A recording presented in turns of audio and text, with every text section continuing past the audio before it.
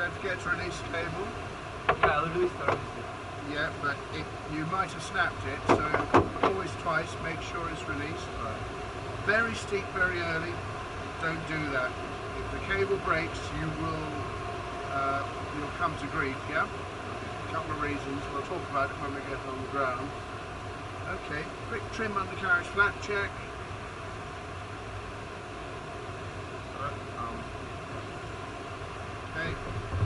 Okay, good man, well done. Let's head south.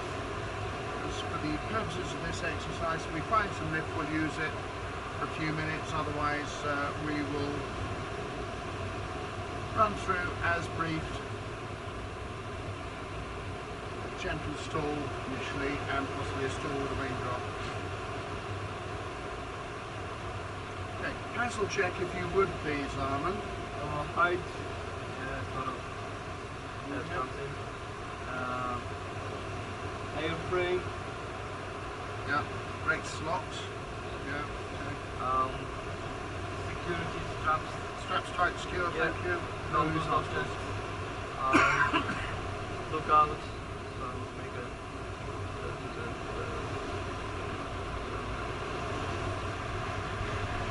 For the moment, if we wind up getting into some lift, I'll just put the exercise back and we'll make the most of what lift we have, because I think we might not get a chance to launch for a little while there. Okay. What is this? Might be? We went through some just now, but we've come out of it. Continue with the hassle check though. Yeah, there's nothing around. Ah. It's finished. Good man. Okay. Gentle stall, please. Like with a nose drop. Okay. Okay. Felt a little bit above it there. I'll come with you a second. I have control for a moment. Okay. What would you say is the one thing that happens in a stall, which always happens? Which difference you can tell between it and, say, negative G? In the stall. Yeah, but how do you know you're stalled?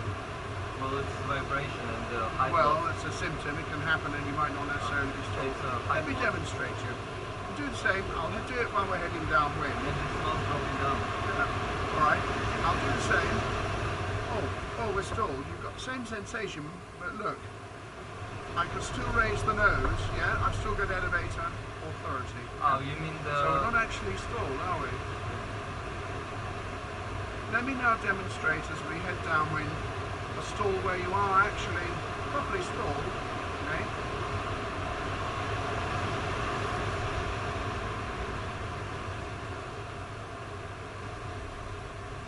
So here we are, where you've got all the sensation. Look, I can't raise the nose, the only way lack to of recover. control. Yeah? So the elevator becomes effectively useless. So you can't actually raise the nose. So the only way to recover is let the aircraft do what it wants to do, unstall itself, come forward on the control column, regain airspeed, and then come out in time. Okay, right, I'll keep control here and I'll give you control back as we briefed before to use a reference point, which I would suggest is those two fixed lines to the left where the tongue is. Do you see where the tongue is? That's our reference point, that's what I'll be using. I want you to tell me when we're undershooting it and when we're overshooting it. This is a non-standard circuit for the purposes of this exercise. So don't take this as I'm much further back than I would normally like to be in these conditions. I see the aircraft, he's on the other side. Okay. Slightly low, but we'll see how, we'll give it a go and see how it goes. So, we have our reference point. Let's me come down a bit, but here we are. Tell me what's happening with the reference point now. Going up. It's going up the canopy, isn't it? Now, brakes closed. Tell me what's happening with the reference point now. Down. Okay. You have control. Use half air brake when you think you can make a straight glide down to the reference point. You have control.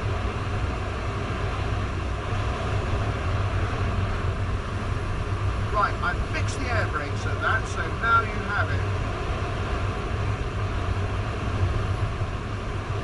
Have to reduce it, you have to, don't you?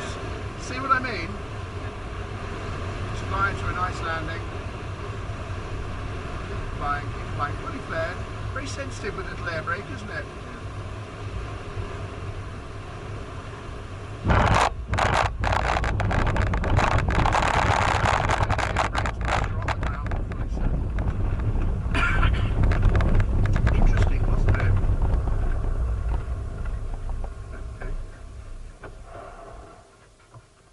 Interesting exercise, isn't it? Yeah? Okay. So, winch launch. Very steep, very early. That is potentially very dangerous. Alright? Remember, you want the glider to pretty much lift off naturally, effectively balance it on the wheel. If you never accelerate, the nose never really comes up. If you bring it off the ground, which you did very steeply, the danger you run is that you will be at low speed, well below 50 knots. We were about 45 knots or something, very, very slow, even under that. You'll have to lower the nose to regain the speed, particularly if you're going back down through wind gradient. We'll go from a headwind of 15, 20 knots back down to 5 knots. You've lost another 10 knots of speed as you're descending down through that gradient. You're in a situation where perhaps the glider might be doing well under 40 knots, 39, 38 knots. You're semi-stalled, you're mushing down. You've got no ability to raise the nose and stop the glider from possibly landing very heavily, breaking the glider and possibly injuring yourself and anybody else in the glider. Yeah? The way we get round that particular error and threat is to basically monitor the glider and not pull it off the ground. You don't need to hold it down unless the speed is really not coming up, in which case it shouldn't be wanting to climb markedly anyway. But if what you want the glider to achieve is a more gentle climb, so when you're near the ground, if the cable should break, you don't have to lower the nose massively in order to regain the approach attitude or recovery attitude. You're pretty much there anyway. Progressively, as you continue through the safety climb, you should be accelerating. I mean, a good general scenario is 50 knots, 50 feet, but it's not an absolute rule of thumb. It's just as the glider should be accelerating well. Basically, you should be in a position where, as you get a little higher off the ground, you're going to have to lower the nose a little more, roughly equivalent to the pitch up you've got in that particular part of the climb. So that by the time you get to the end of the safety climb, the glider will be pretty much in the normal climb attitude, 30, 40 degrees pitch up, and then you've got the space to lower the nose and then regain your airspeed, decide whether you can land ahead, release the cable, and then proceed accordingly. Yep. The danger in doing what you did is that you're in that very nose high attitude, very near the ground, and you just haven't got the speed to get number one in the first place, and you just haven't got the height to regain that speed. You're going to hit the ground very, very heavily. So, the way to get round it is to make a gentler climb. It's over a few seconds, 5 or 6 seconds, from the moment that you start to move. So the glider should be achieving a relatively gentle climb initially, and the speed should be at the very, very least 50 knots as you're climbing up there.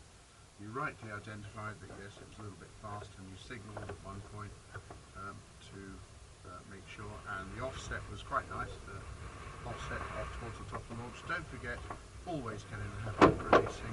I encourage people to release twice to make absolutely sure that the cable has released from the glider. Yeah?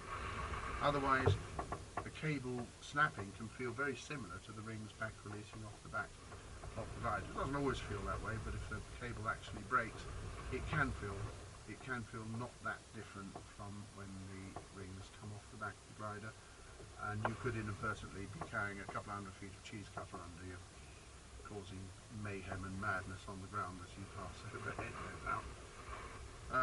Stall, fine. You're happy with what I was trying to illustrate to you there? Lots of symptoms. What symptoms did you notice in the stall there? Some vibration. A little bit of vibration. That's caused by the flow breaking way over the Nose wing. dropping. Like, Nose so it's dropping. already like during the stall. I'm sorry? Like it's already during the stall, but before the stall it's a lack of control. Yeah, So lack you of raise control. the weight, it doesn't go up. In that particular case, the nose was a little high. However, High like attitude. yeah, Higher high than attitude, yeah. normal. However, it could be high if you were, if you were climbing and you were zoom climbing from a high speed to a low speed. So that characteristic isn't always associated with the stall. The glider can be stalled in a fairly steep attitude in the secondary stall. Let's say you recover from the stall and then try to pull the nose up too quickly. Your nose might be in a very low attitude, but still, what's dictating whether the glider is stalled is whether the wing angle of attack for the airflow is at the stalling angle. That's what's going to stall the glider. Okay, lack of controls. Well, they can be sloppy. It doesn't necessarily mean the glider. Good God, it's heavy. It doesn't necessarily mean that the glider is stalled.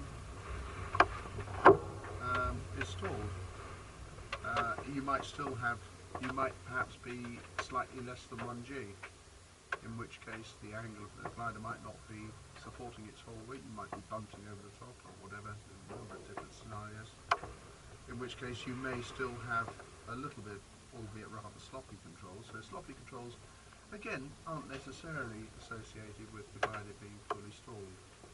The one thing which you can say though is really associated with a stall, and it confirms to you that yes, this is a stall, this is not negative G, is the fact you can no longer raise the nose on the control column. Yes? Understand?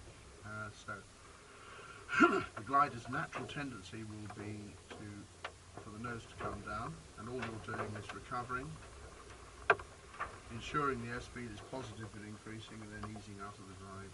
Depending on how fast you are, you make a gentle or a slightly more firm recovery into normal flight. But that was the point of that exercise we did downwind, where I said, look, the glider's not stalled, I can still raise the nose. Yeah? Approach control, happy on that. Wasn't it interesting to see? I said to you, bring on half brake when you think you're going to make it. And initially it looked absolutely fine, and then all of a sudden we found ourselves the speed was coming back. Yeah, We had to intervene. I think wind increased because, well, I opened it. It was alright for a bit, and then the airspeed, like, sort of dropped.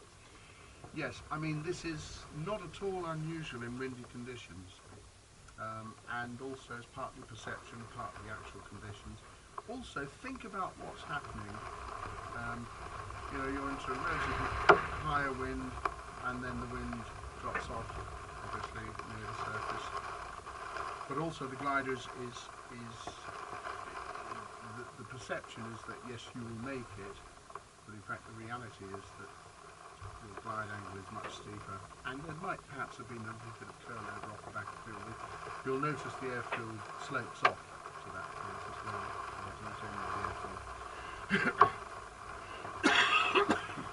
But who would go outside? Well, hold.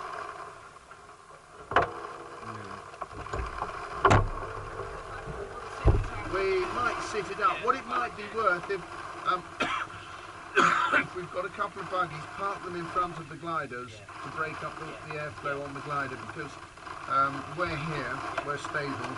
I think this is going to be 10 minutes coming through anyway, but we want a vehicle or something just to break up the airflow so we don't, somewhere over in front of the wing, yeah, somewhere in front here.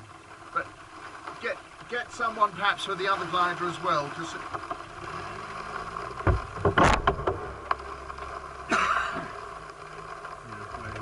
something does happen, obviously at least we can control ourselves. Taking the glider back, I've got another one back to another vehicle.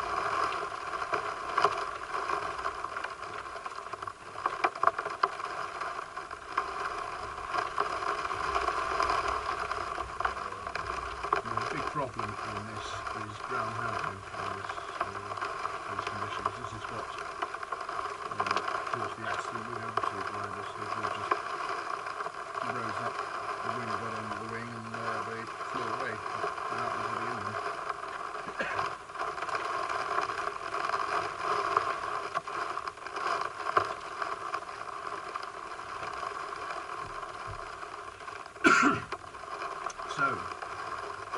there's also another interesting training point that comes out of it too.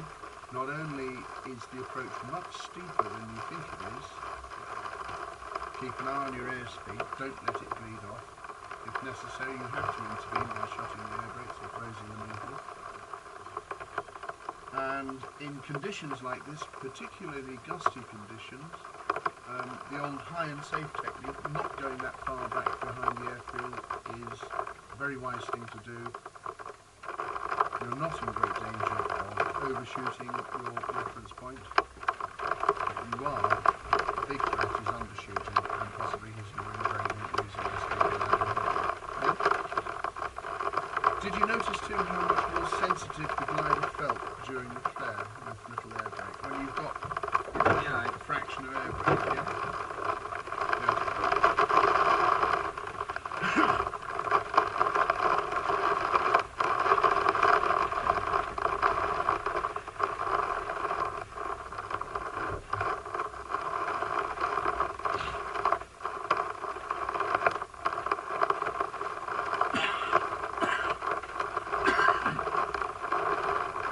So what did you record on that? Does it automatically record during flight or is it on...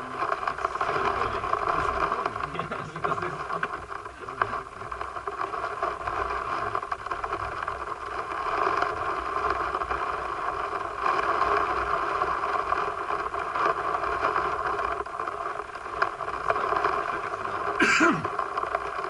It's a hail of sleep, it's a sleep as well. Indeed, there's some hailstones as well, I can see them on the ground. That's a really big one. Yeah.